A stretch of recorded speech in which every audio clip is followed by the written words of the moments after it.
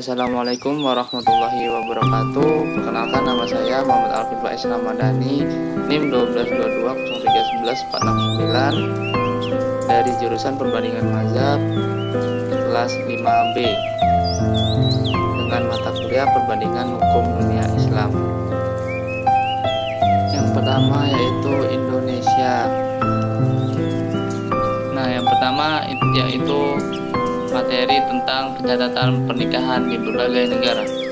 Persyaratan pencatatan pernikahan diantaranya surat bukti perkawinan menurut agama, akte kelahiran, surat keterangan dari lurah, fotokopi KK atau KTP yang dilegalisir oleh lurah, pas foto pendampingan ukuran 4x6 cm sebanyak 5 lembar, 2 orang saksi yang telah berusia 21 tahun ke atas. Undang-Undang Nomor 1 Tahun 1974 tentang perkawinan, khususnya pasal 6 dan 7 Undang-Undang Nomor 16 Tahun 2019 tentang perubahan atas Undang-Undang Nomor 1 Tahun 1974. Tujuan pencatatan perkawinan adalah untuk memberikan kepastian dan perlindungan bagi para pihak yang melangsungkan perkawinan. Yang kedua yaitu negara Malaysia. Yang kedua ini Malaysia. Undang-Undang Muslim Islamic Family Law Act, negara bagian masing-masing. Muslim Law Reform Marriage and Divorce Act 1976. Pencatatan Muslim dicatat di Mahkamah Syariah dan Jabatan Agama Islam. Non-Muslim dicatat di Jabatan Pendaftaran Negara JPN. Persyaratan pendaftaran wajib dilakukan dalam waktu 6 bulan setelah akad nikah. Yang ketiga ini yaitu Mesir. Undang-undang Muslim berdasarkan Qanun Al-Ahwal Al-Syariah, hukum personal Islam. Non-Muslim hukum keluarga gereja masing-masing. Pencatatan Muslim dicatat di kantor Ma'zun, petugas pernikahan resmi. Non-Muslim dicatat di gereja dan kantor catatan sipil. Persyaratan pernikahan harus sesuai hukum agama dan dicatat oleh negara. Yang keempat ini Turki. Undang-Undang Civil Code of Turkey 1926. Pencatatan pernikahan hanya diakui jika dilakukan secara sipil, dicatat di kantor Registry of Civil Status. Persyaratan ritual agama tidak diakui secara hukum, pendaftaran sipil wajib dilakukan. Yaitu yang kelima Brunei Darussalam. Undang-undang Muslim berdasarkan Undang-Undang Perkawinan Islam 1908. Yang non-Muslim Marikati Sep 76. Dan yang pencatatan Muslim dicatat di Mahkamah Syariah dan Jabatan Hal Ehwal Agama Islam. Non-Muslim dicatat di Jabatan Pendaftaran Negara. Persyaratan pernikahan harus sesuai hukum agama dan dicatatkan.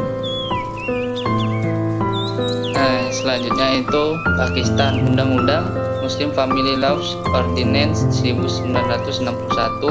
Pencatatan pernikahan Muslim dicatat melalui nikah register atau disebut dengan petugas resmi. Non-Muslim mencatat pernikahan mereka di gereja atau lembaga terkait. Dan persyaratannya yaitu akad nikah harus disertai dokumen nikah nama yang terdaftar di pemerintah.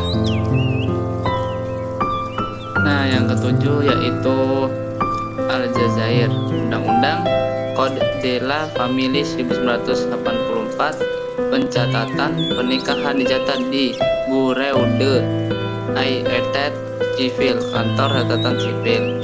Ritual agama harus diikuti dengan pencatatan sipil. Persyaratan yaitu pernikahan tidak sah tanpa pencatatan sipil. Yang kedelapan yaitu Tunisia. Undang-Undang Kode du Status Personal 1956. Pencatatan pernikahan wajib dicatat di kantor catatan sipil setempat. Persyaratan yaitu pernikahan agama diakui, tetapi pencatatan sipil wajib dilakukan untuk legalitas hukum. Yang kesembilan yaitu Maroko. Undang-Undang Mudawana Al-Usra 2004, hukum keluarga Maroko. Pencatatan pernikahan dicatat melalui pengadilan keluarga, Mahkamah Usra. Ritual agama harus dicatat oleh Abdul Notaris Pernikahan Islam. Persyaratan akte pernikahan resmi harus dikeluarkan untuk legalitas. Nah, yang materi kedua ini yaitu sejarah poligami di negara Islam. Poligami telah dipraktikkan sejarah zaman Nabi Muhammad SAW dan merupakan bagian dari budaya Arab pra-Islam. Al-Quran menyebutkan poligami tetapi menekankan pentingnya keadilan dan kesetaraan di antara istri-istri. Dasar hukum poligami. Al-Quran Surat An-Nisa ayat 3 mengatur tentang poligami dengan syarat-syarat tertentu.